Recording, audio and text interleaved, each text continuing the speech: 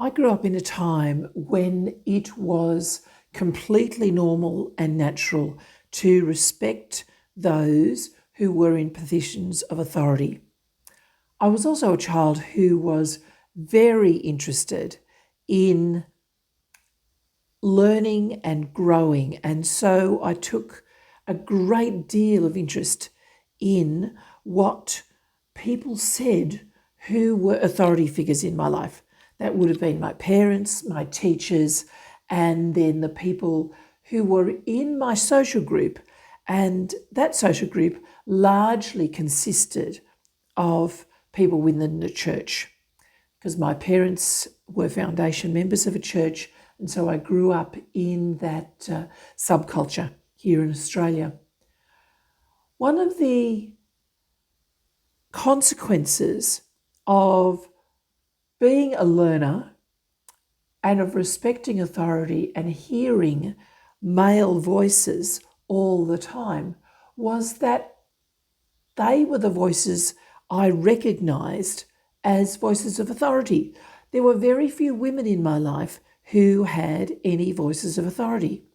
When I went to church, the men were at the front of the church and they were the ones giving the sermon or leading the service.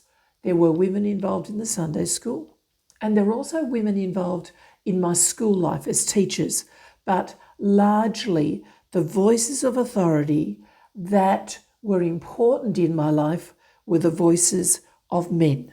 I did not question the validity of the voices of men in my life, nor did I actually miss voices of authority that were female. Because for me, men having authority, men having the voices to be listened to was completely normal. This privileging of the voices of men went on for decades while ever I stayed within the church framework. Interestingly, I am a woman of decided opinions. I'm intelligent and articulate, and yet I made deliberate choices to silence my own voice because I'd seen women silenced just by observing women in my world, and I thought that's what a woman should be. I was taught that women were to be quiet, to sit down, to play small. And I thought that's what I needed to be. And so I quite intentionally and deliberately made myself small. I made myself small in my first marriage. I privileged what my husband wanted to do, his thoughts, his direction above my own. I set myself to supporting him in his goals, in his work, in his career. However, there was always a part of me that rebelled against this, never openly, but in my heart, I wasn't happy with that because I knew I had been made differently. But the funny thing is, even though I knew I'd been made differently than the person that church wanted me to be, I thought I must have been wrong, that there was something wrong with me because I didn't fit what I was being taught about whose voices were important. What is interesting is that it wasn't until I'd actually doing a degree in theology of all things, as I actually started to look at the Bible, at the words that the churches place a great deal of importance on, and I realised that there was a historicity to these words, and yes, mostly written by men because they were patriarchal societies in which the men and women lived who wrote these words so many centuries ago.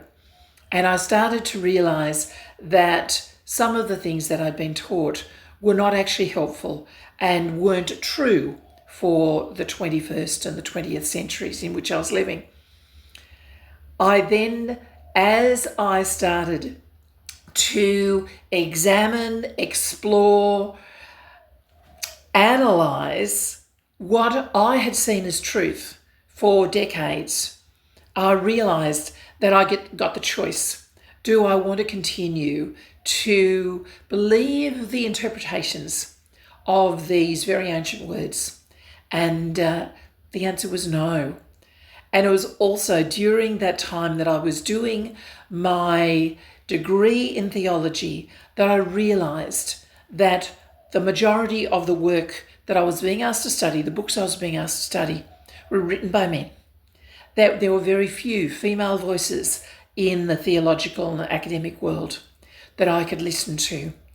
And it was at that point that I realized I needed to start to listen to the voices of women.